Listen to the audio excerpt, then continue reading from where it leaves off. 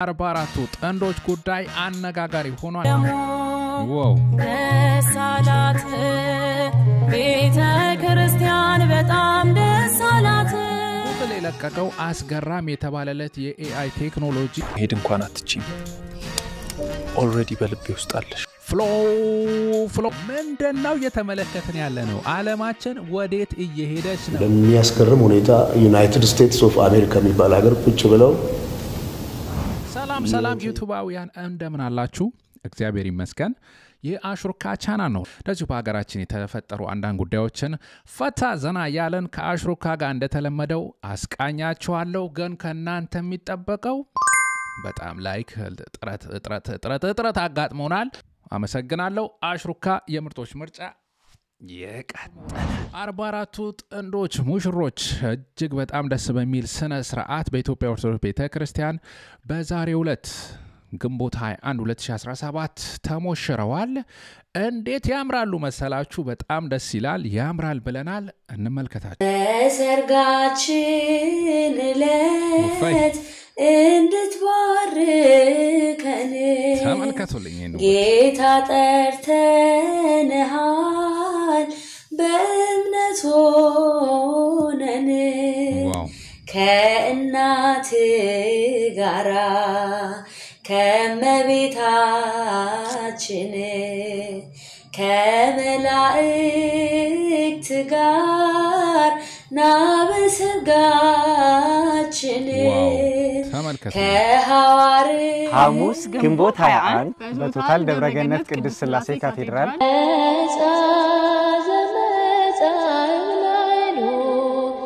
የብዙሃን ጋብቻ በሚል በጃንደረባው ትውልድ የተዘጋጀ ነው። ይህ በ44ቱ ታቦታት ምሳሌ የሆነ 44ቱ ጥንዶች እንደዚህ እንደምትመለከቱት ደስ በሚል መልኩ ይህ ስርዓት ተፈጽሟል ማለት ነው። የብዙሃን ጋብቻ ቶታል ደብረገነት ቅዱስ ሥላሴ ካቴድራል በዛሬው ዕለት እንግዲህ ደመቅ ብለው ተሞሽረዋል ማለት ነው። ተመልከቱ።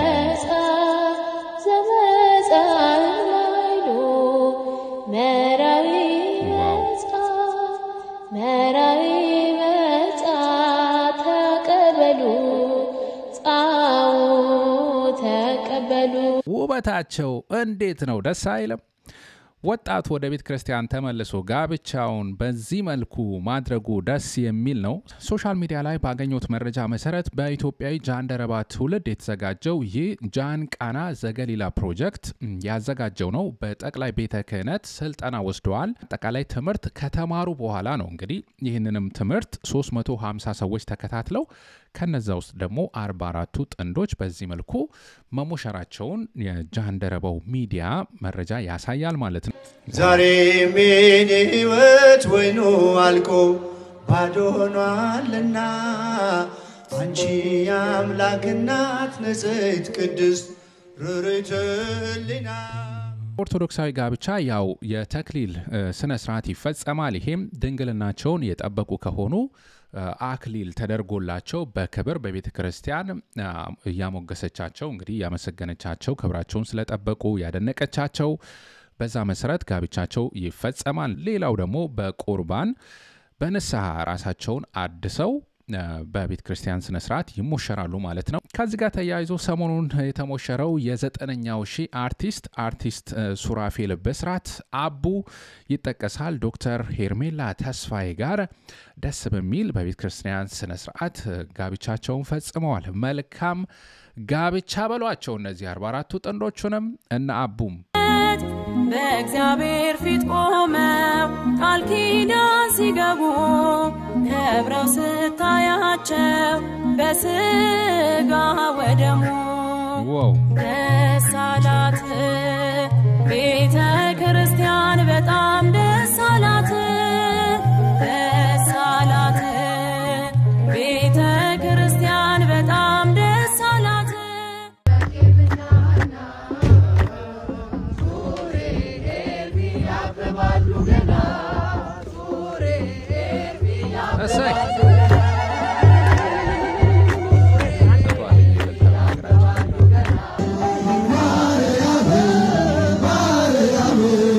Maria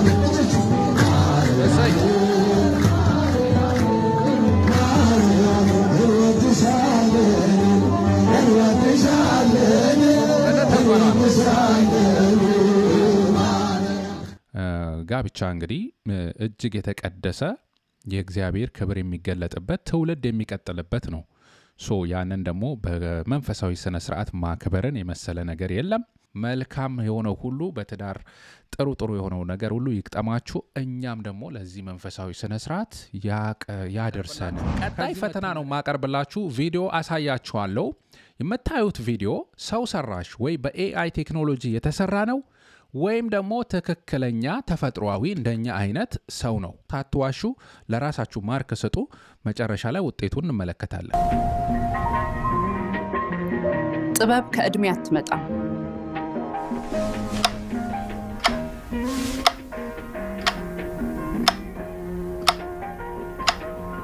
ውሃ እንኳን ዘግይቶ ሲመጣ ድርቀት የገደለውን አበባ ያድነው እሺ የተመለከታችሁት ቪዲዮ ሰው ነው ወይ ደግሞ አርቲፊሻል ኢንተለጀንስ ነው አንደኛ ጥያቄ ያለነው ምንድነው የተመለከተን ያለነው ዓለማችን ወዴት እየሄደች ነው ያስባለ አስገራሚ የፈጠራ ውጤት በጉግል ካምፓኒ የተለቀቀ AI ቴክኖሎጂ ውጤት ነው ይሄም flow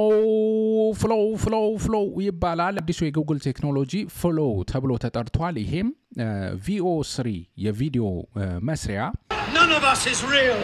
We're here because someone decided to write a prompt. We all hate him for it.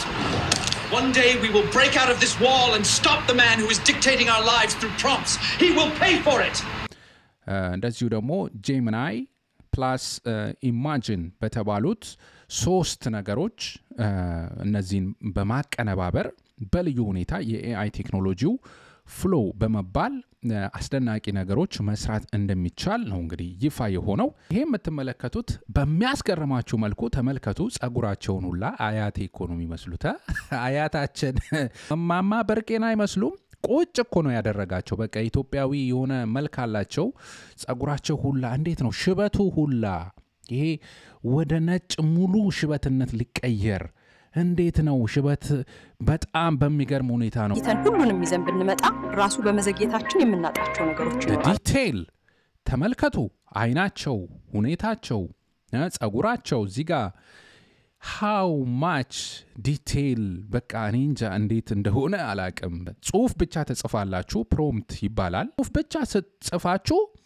አስገራሚ የሆነ ቪዲዮ እስካሁን ደግሞ ከነበረው ሁኔታ ኢፌክቶች ድምጾች በሚገርም አይነት የቪዲዮ ካሜራዎች ወደዚያ የተባለ በቀላል ወጪ በሚገርም መልኩ ጽሁፋችሁን ብቻ ወደ ቪዲዮ ይቀይራል ከዚህ ጋር ደግሞ ኦፍ ኮርስ ከጽሁፍ ከቴክስት ወደ ቪዲዮ የሚቀይሩ አፕሊኬሽኖች አሉ ኢንቪዲዮ የተባለው አስገራሚ ነው የምትጠቀምበት እንደዚህ አይነት ነገሮች ተፈጥሯል ነገር ግን ይሄ ለየት የሚያደርገው ድምጹ ኢፌክቱ በተለያየ ሁኔታ በሚገርም መልኩ መምጣቱ ነው ይቅርታ እንዲህ አይነቱን ነገር በኢትዮጵያ እንዳትመኙ ወጣት ምትመለከቷት አርቲፊሻል ኢንተለጀንስ ነች ወይስ ትክክለኛ ሰው ነች ጉድ ነው እቺም አርቲፊሻል ኢንተለጀንስ ነች ቴክኖሎጂ ነች ሰው አይደለችም ማለት በቃ አየር ላይ ተንሳፋፊ ሰው ነች እንበላት ሁሉ ነገር ስንመለከት ግን በጣም ናቹራል ትክክለኛ የሚመስል ነገር ነው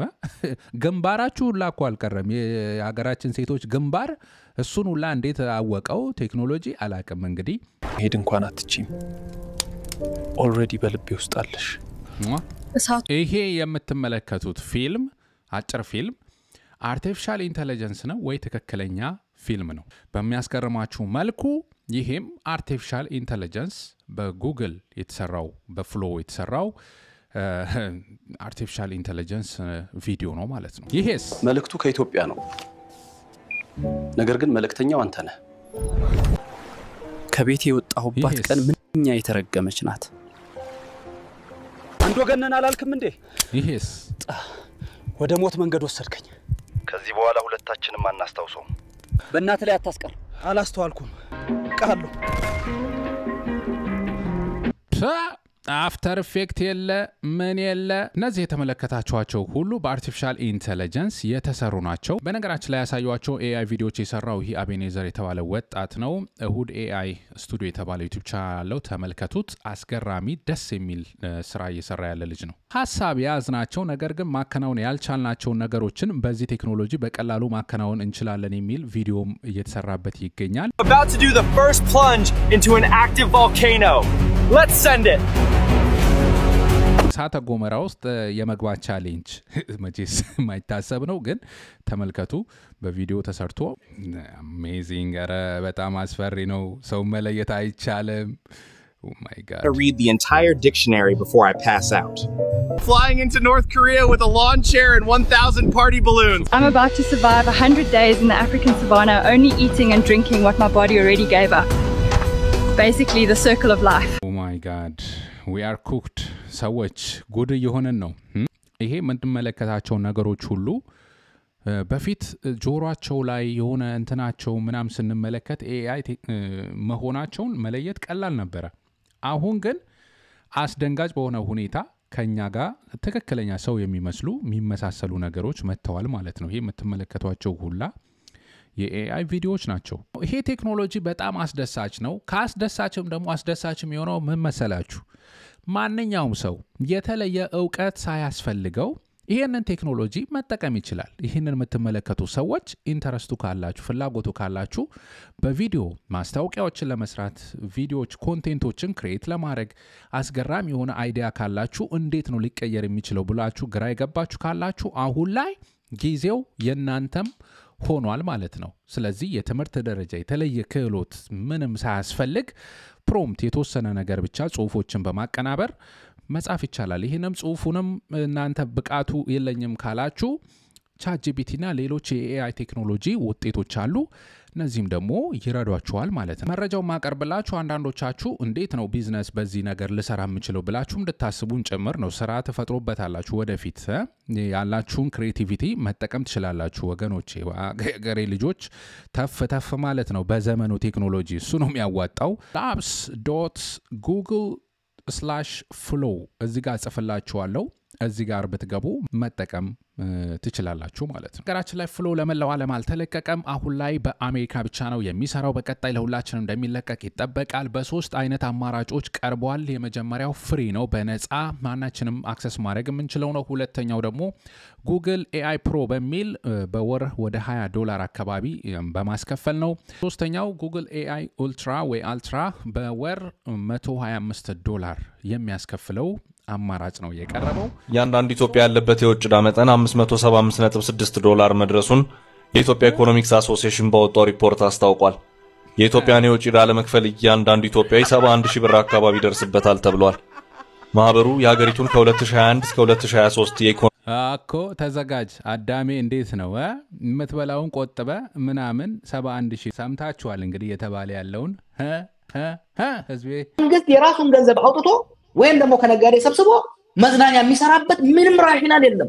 ሀገር እኮ መቀለጃ ነው የሆነው ጓዶች የጫካ ፕሮጀክት 1.5 ትሪሊዮን ኢትዮጵያ ብር ነው የፈጀው እንጦጦ ፓርክ 6 ቢሊዮን ዩኒቲ ፓርክ 5 ቢሊዮን ወዳጅነት ፓርክ 5 ቢሊዮን ሳይንስ ሙዚየም 10 ቢሊዮን አብሮሆት ላይብረሪ 6 ቢሊዮን ግራንድ ፓላስ ሙዚየም 10 ቢሊዮን አድዋ ቪክቶሪ 20 ቢሊዮን የመስቀል ስኩዌር ፓርኩ 4 ቢሊዮን ኮንቬንሽን ሴንተር 40 ቢሊዮን የአዲስ አበባ ኮሪዶር የመጀመሪያው ፌዝ 100 ቢሊዮን የአዲስ አበባ ከንቲባ ጽፈት ቤት ማደሻ 2 ቢሊዮን ጉርጎራ 5 ቢሊዮን ወንጪ 5 ቢሊዮን ጨበራ ጩርጩራ 10 ቢሊዮን መተሃራ ሪዞርት 30 ቢሊዮን በኮንሰርቫቲቭ ስቲሜት 2.25 ትሪሊዮን ብር ነው የሚሆነው ከሲምቦሊክ ቫልዩ አንፃር አንተ እንዳልከው የአድዋ ፕሮጀክት ምናልባት ብሔራዊ ስሜት ለመፍጠር ምናምን ከሚለው አንፃር ምናልባት ላይብረሪ በተወሰነ ደረጃ ኢቭን ላይብረሪው ራሱ በዩኒቨርሲቲዎች መሰራት የሚችል ዩኒቨርሲቲዎች መደገፍ የነበረባቸው ስራ ነው እነዚህ ቫኒቲ ፕሮጀክቶች ብሎ ፈረንጅ በእኛ የሳቀው አይደለም በኢትዮጵያ ደረጃ የኢኮኖሚ ቀውስ ውስጥ ያለ ሀገር ተውና ዛሬ ላይ ሀብታም የሆኑ ሀገሮች ራሱ ሊሰሯቸው ገንዘብ የህዝብ ገንዘብ ሊያወጡባቸው የሚደፍሩ ፕሮጀክቶች አይደሉም። በእርግጠኝነት 2.25 ትሪሊየን ነው ያሉት። ትሪሊየን ቢሊየን ምን እንትን አረጉት? በእርግጠኝነት እነዚህ ሰዎች ብልጽግና ሌቦች እና አዳነች አቤቤ በ2 ቢሊየን ብር እኮ ቤት አደስን ብለው የተሳለቁ ጀግኖች ናቸው። ግማሹን ለዚህ ፕሮጀክት ምናምን አሁን ከጠሩት ውስጥ ግማሹን በእርግጠኝነት የወሰዱት ገንዘብ እንደሆነ አልጠራጠርም። ሰሞኑ እንዲያውም ባለስልጣናት በውጭ ሀገር ቤት እየገዙ ነው የሚባል ወሬ እየተሰማ ነው። እና ከየት አመጡት? መቼስ ቢሮ ውስጥ ቁጭ ብለው ፎቅ ሊሰሩ አይችሉም ከህዝቡ እየበዘበዙ ካልሆነ በስተቀር። በዛ ላይ ደግሞ እኮ አዲስ አበባ ፕሮጀክት ምን እየተባለ በየቦታው ይሄ የሚብረቀረቀው ነገር እንዴ! ህዝቡ አዲስ አበባ ውስጥ መጀመሪያ ውሃ መች ቤቱ አገኘ? ቤት በየመንገዱ ውሃ የሚረጩት ህዝቡ መቼ ማብራት አገኘ? ቤቱ መጀመሪያ እንዴ! ገንዘብ ካለ አስፋፍታችሁ ቤቱ ላይ በደንብ ማብራት ኮንቲኒየስሊ እንዲሰራ አድርጉት። ፋብሪካ እንዲንቀሳቀስ አድርጉት። ዳቦ ህዝቡ እንዲበላ በደንብ ዳቦ ፋብሪካ ይስፋፋ። ስንት ነው የአንድ ዋጋ ዳቦ የሆነው? ከጊዜ ወደ ጊዜ ኑሮ የማይቀመስ የሆነው። ገንዘብ ካለው አገዛዙ ማድረግ ያለበት መጀመሪያ ትምህርት ቤት፣ ሆስፒታል፣ መንገድ ማስፋፋት ነው። ይሄ ነው የመንግስት ኃላፊነት። አንድ መንግስት ሲመረጥ ይሄ ነው እኮ እንጂ ጥቂት ሰዎች መጥተው ለሚጎበኙትን ነገር እሰራላችኋለሁ አይደለም። ማብራት አስፋፋለሁ፣ ትምህርት ቤት እሰራለሁ። አንድ ትምህርት ቤት አንሰራም ነው ያሉት ብልጽግና። እስቲ የሰራው ትምህርት ቤት አምጡና ተናገሩ። ዩኒቨርሲቲ ሰርቷል ብልጽግና? አልሰራም። ዩኒቨርሲቲ ያስፈልገናል። ስንት ተማሪ ነው ዩኒቨርሲቲ እንዳይገባ ተደርጎ የተጫረው? ምክንያቱም ዩኒቨርሲቲዎች ትክክለኛ በጀት የላቸውም። ጦርነት ላይ ነው በጀቱ። ሌላው በጀት ደግሞ እንደዚህ ላግዠሪየስ የሆነ ጥቂት ሰዎች ብቻ የሚጎበኙትና የሚያዩት። ይሄ ዲያስፖራ አንዳንዱ ይሄድና አቤት አቤት ሀገራችን እንደተለወጠች ሚዲያ ላይ ነው የምታወሩት እንዴ! እሱ አይደለም ብዙ ሰው ተጠቃሚ የሚሆንበት የሀገሪቷ ታክስ ህዝቡ የከፈለበት ገንዘብ መጠቀም አለበት መጀመሪያ። ያ ነው የሚያከራክረውና እነዚህ ሌቦች ብልጽግና አብይ አህመድ አዳነች አቤቤ እንዳለ ዘር ዘመዳቸውን እዛ አስገብተው ቤተሰቦቻቸውን ጥቂት ሰዎች የሚየካበቱ ያለበት ነው ሀገራችን እኮ። አሁን ዝቅተኛና ከፍተኛ ላይ ያለም ሰው ጣራ ላይ ያለው ሀብታምና ዝቅተኛ ኑሮ ላይ የሚኖረው ሰው ራሱ እኮ ሊገናኝ አልቻለም። ምክንያቱም ከፍተኛ ገንዘብ የዘረፉ ሰዎች ሀገራችን ገንዘቡን ተቆጣጥረውታልና ደሃው ደግሞ ድህነቱ እየባሰበት ነው ሄደው። ይሄንን ነው የምንቃወመው። ይሄንን መቃወም ያስፈልጋል። አብይ አህመድ ዳውን እንላለን። እንግዲህ ኢትዮጵያ ጉደን ሰምታል። አብይ አህመድ ጥይት እያመረትኩል ነው ብለዋል። አንተ የጠየቀው ዳቦ ነው፣ ማዳበሪያ ነው፣ ዘይት ነው፣ ስኳር ነው፣ ትምህርት ቤት ነው። አብይ አህመድ ግን የሚያመርትልህ የሚያቀርብልህ ሞት ነው። ብልጽግና ከስልጣን መወገድ አለበት የምትሉ በዚህ አጋጣሚ አንድ ቁጥርን ኮሜንት አድርጉ። ከኔ ጋር ተስማማላችሁ ማለት ነው። ኤአይ ቴክኖሎጂ የቪዲዮ ጉዳይ ብቻ አይደለም። በመላው ዓለም ላይ አስገራሚ ለሆኑ ስራ ለማቅለል እየተጠቀሙባቸው ነው። ለካስተመር ሰርቪስ፣ ሕክምና ላይ፣ የጠፈር ምርምር ላይ እጅግ ውስብስብ የሆኑ ካልኩሌሽኖች በአጭሩ መስራት የማይቻሉ ነገሮችን በአጭሩ ቶሎ በጊዜ ቆጣቢነት ለመስራት እንግዲህ ወደፊት የሰውን ስራ ሊቀማ ይችላል እየተባለ እየተነገረለት ያለ ጉዳይ ነው። ለማንኛውም ግን ከሱ ጋር አደጋ ይዞ እየመጣ እንደሆነ ብዙ ማስጠንቀቂያዎችም የተነገሩ። በሚያስገርም ሁኔታ ዩናይትድ ስቴትስ ኦፍ አሜሪካ የሚባል ሀገር ቁጭ ብለው የተባበሩ ህዝቦችን ዋጋ የተካፈሉ ገና እዚህ መብላት ያቃትን የራሳቸው ወገኖች ላይ ይህን ተመልከቱ። እንግዲህ ቴዲ ያልሰጠው ያላለው ኢንተርቪው አፉን እንቅስቃሴ ድምፁ የሱ ነው የሚመስለውና አደገኛ ሆኗል ማለት ነው። ይሄ የድምጽ ማመሳሰሉ ደግሞ ወዴት እንደሚወስደን የምንመለከተው ነው። በአሁን በጉግል ፍሎ የተሰራ ሳይሆን የኤአይ ቴክኖሎጂ ኢፌክቱን ለማሳየት ነው ያመጣውላችሁ። በየትኛው ሶፍትዌር እንደተሰራ አላወቅኩም ለጊዜው። ቀጃማይ ሐሊቡ ሐደና አሰርተ እመጣበታለሁ በሙሉ ኢትዮ ኤርትራ ጦርነት በኤአይ እንዴት እንደሆነ እመጣበታለሁ። ግን ተመልከቱ እዚህ ጋር የአሰብ ጉዳይ ያው የባህር በር ጥያቄ ጉዳይ ኢሳያስ ተማረው አብይ አህመድን ያው የደፈቀው ነው። እዚህ ጋር ቴክኖሎጂ ጦርነት ኦሬዲ ተጀምሯል። ታሪክን ሃይማኖትን ለማስተማርም የሚጠቀሙ ሰዎች ተመልክቻለሁ። ይሄ ቲጂ ስማርት የተባለ ዩቲዩብ ቻናል ላይ በግጥም መልኩ የተሰራም ነገር ተመልክቻለሁ። እንግዲህ ማንነትንም ለማስተማር ለማስረዳት በአጭሩ በወጪ ቆጣቢ በሆነ መንገድ AI ቴክኖሎጂ እየተጠቀምን እንገኛለን ማለት ነው። ወደ ዩቲዩብ ቤተሰቦች ለዛሬ ጥር መጠን ጣፈጥ ያለችው ፕሮግራም እቺን ተመስል ነበር። በቀጣይ አዝናኝ አስተማሪ ፕሮግራሞች እስከምንገናኝ ድረስ ኢትዮጵያ ኤርትራውያን ሁላችሁም ይህን ቪዲዮ ተከታተላችሁ መልካም ሁሉ እንዲሆንላችሁ እመኝላችኋለሁ። ላይክ ማድረጓን እንዳትረሱ። በቃ አዎ እንደሱ እስከ መጨረሻው ለተከታተላችሁ ለእናንተ ደግሞ ስፔሻል ታንክስ አመሰግናለሁ። አሽሩካይ ምርጦች ምርጫ ነበርኩኝ። አመሰግናለሁ።